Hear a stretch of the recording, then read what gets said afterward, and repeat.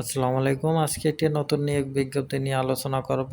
স্থাপত্য অধিদপ্তরে নিয়োগ বিজ্ঞপ্তিটি প্রকাশ হয়েছে ১২ই জুলাই ২০২৬ সালে। এখানে কিছু পদ রয়েছে। আপনারা চাইলে এখানে আবেদন করতে পারেন।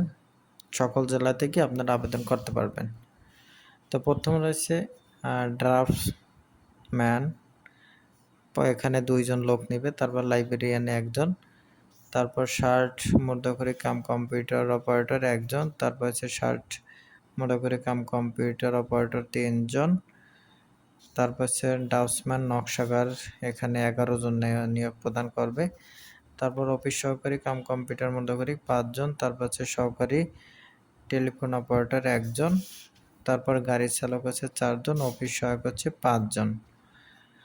তো এখানে যারা আবেদন করতে চান তাদের ১/৭/২০২৬ তারিখে বয়স হতে হবে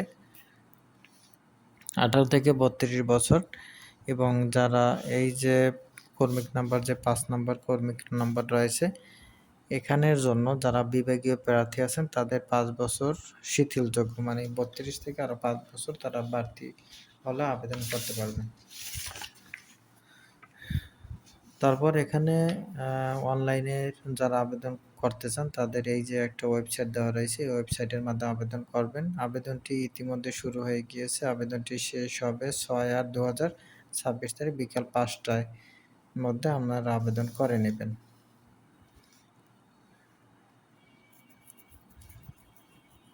তারপর দেখেন, এখানে আবেদন করতে আপনাদের একটা ফি প্রয়োজন হবে। ১ এবং ২ নম্বর জন্য ১৫০ টাকা, ৩ এবং ৮ নং এর জন্য ১১২ টাকা, তারপর কর্মী নাম্বার ৯ এর জন্য ৫৬ টাকা দেবেন।